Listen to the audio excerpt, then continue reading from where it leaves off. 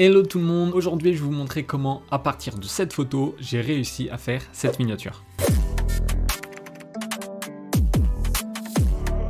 Pour commencer, on va voir tous les éléments qui composent cette miniature. On va donc retrouver dans un premier temps la photo de base. J'ai pris ensuite une autre photo où on voit mieux ses yeux, parce que sur la photo de base, on les voit pas beaucoup. Une autre photo où on va prendre que le bras pour avoir un meilleur porté du journal. D'ailleurs, le journal, il provient d'un mock-up. Et enfin, pour terminer, une autre photo de lui en stream pour avoir son fond. Pour commencer, on va venir détourer notre sujet. Ensuite, je vais venir mieux détourer et venir couper ce qu'il a dans la main, parce que j'en aurai pas besoin ici. On obtient donc notre Samuel Etienne sans son fond. Ensuite, je vais venir récupérer les différents éléments de son futur corps. Comme je l'ai dit tout à l'heure, le journal il s'agit d'un mock-up dans lequel je vais placer après les différents éléments que je veux pour avoir la page de garde souhaitée. Ce que je vais faire pour avoir le fond, c'est que je vais utiliser l'IA de Photoshop pour retirer à la fois Samuel Etienne, mais aussi le micro qu'il faudra pas oublier que je garde plus tard pour pouvoir le remettre. A few moments later. Ça prend un petit peu de temps, mais ensuite voilà, on vient remettre le micro à peu près à sa place. On obtient donc au final tous nos éléments, à savoir notre fond, notre bras, Samuel Etienne, les yeux de Samuel Etienne, le journal et notre micro.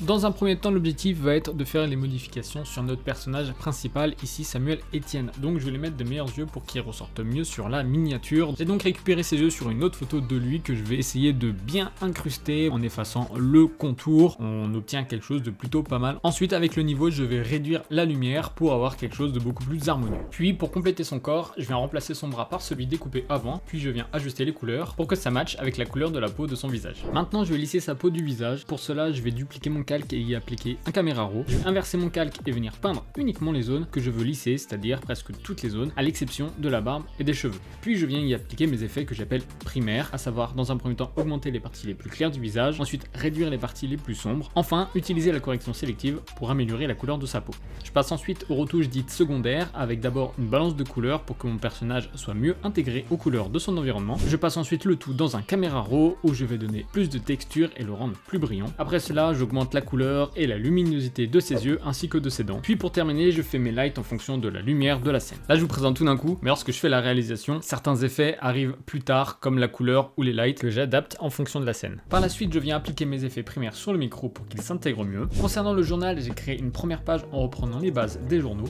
J'y applique à nouveau mes effets de couleur et de light. Je fais apparaître Samuel afin d'intégrer le journal dans sa main, en effaçant d'abord les parties du journal qui sont de trop, puis je viens ajouter une ombre pour mieux l'intégrer. On a donc maintenant tous nos éléments, on va s'attaquer à notre fond. Je vais d'abord le flouter, puis jouer avec les balances de couleurs afin d'avoir la couleur que je veux. Ici, je voulais un mélange de bleu et de violet qui colle bien à sa DA. Avec l'IA, je vais générer les parties manquantes de mon fond, ainsi que de m'occuper des lights, et on obtient donc notre résultat presque final, puisqu'il va nous manquer la petite touche pour tout embellir, savoir le caméra raw. L'objectif de mon caméra raw est d'avoir un rendu bien texturé et bien éclairé pour que ça attire l'œil. Je sais que ce n'est pas au goût de tout le monde, mais moi j'aime bien, je sais que ça peut faire pas assez naturel, mais perso, je trouve que le rendu est bien attirant comme ça. Je mets donc de la texture et je rajoute du contraste en jouant avec les combes de noir et de blanc. Enfin, je viens m'occuper de la couleur pour avoir une belle saturation et une colorimétrie qui me plaît. Ici, je suis parti sur un effet beaucoup plus bleuté que sur la version originale que j'avais faite. D'ailleurs, dites-moi quelle version vous préférez entre la version originale ou celle de la vidéo. Ensuite, je duplique mon calque et j'y ajoute un flou gaussien que je vais inverser afin de venir flouter quelques zones sur le contour de la miniature. Pour conclure, j'y ajoute un petit filtre afin d'avoir un rendu encore plus joli. Et voilà comment à partir de cette photo, on peut arriver à ce type de miniature. J'espère en tout cas que cette vidéo vous aura été utile. N'hésitez pas à me poser des questions en commentaire si vous voulez plus d'infos concernant certains détails de la vidéo. N'oubliez pas aussi de vous abonner, j'ai plein d'idées de concepts pour cette année, donc restez branchés et on se revoit très vite.